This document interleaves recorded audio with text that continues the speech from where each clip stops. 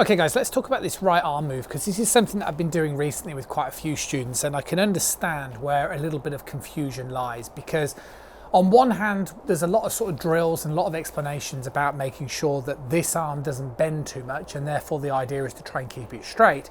But then when we look at professional golfers, we'll often see that this arm is not straight and it is therefore actually bent, and therefore lends itself to confusion as to what should happen. The first thing to just clarify is that basically your right arm is always going to bend in the backswing as much as your left arm is always going to bend in the through swing.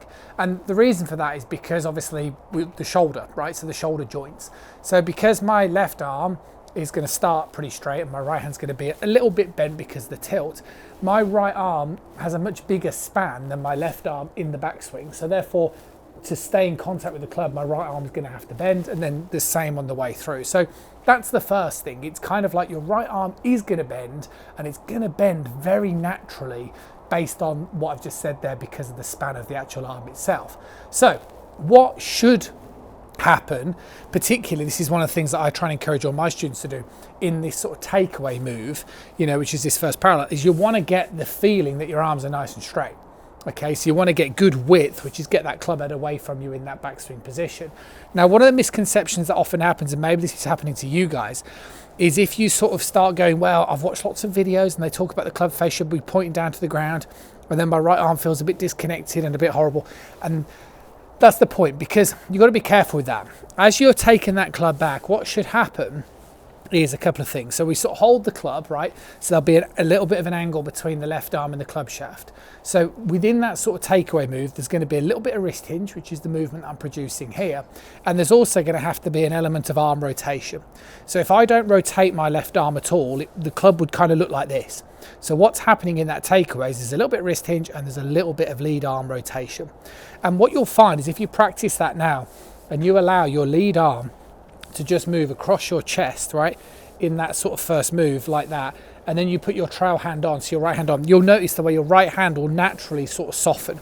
And the reason why it will soften is because your right arm has to introduce an element of supination to be able to keep with that left arm position like so.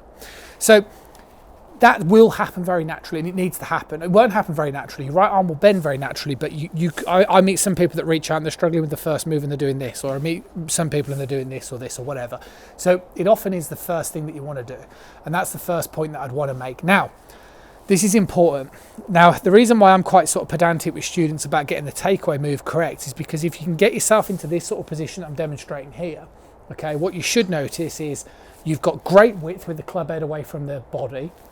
Your right arm would have softened comfortably for the reasons that we just spoke about. And then what you should notice is the way that your upper arm will be connected to the side of your body, right? So if I kind of got this movement wrong, my upper arm's miles away. So my upper arm should be comfortable towards the side of my body as I'm demonstrating here. Now, from this position, I'm going to just kind of do two things. I'm just going to turn and I'm going to elevate my arms.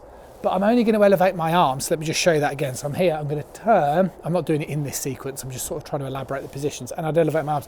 But I'm only going to elevate my arms to the point my upper arm stays in contact with the side of my body. So I'm personally not a massive believer in kind of doing too much of this for most amateurs, because it's just something else to navigate the downswing like this.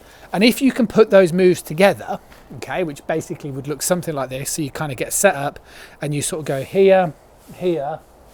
What you will feel is you'll feel your arms are very connected to your body. And that's what you want. That's the big thing, okay? Because if you can keep those arms nice and connected to your body by talking about the moves that we've done, which is here and then turn with a bit of elevation, you are going to find coming in towards that downswing, it's just way, way easier to manage.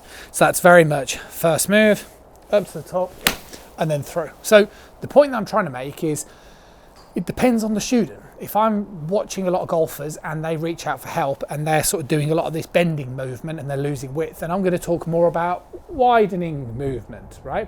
And then if I get a student who is widening and they've watched too many YouTube videos on club face closure because it fixes their slice and the right arm is really detached and they're in a funny position, then I'll talk more about arm rotation and the way that the right arm will soften because of that. So it's always a little subjective in terms of who the video is aimed at and towards, but hopefully this really helps. I'll see you soon.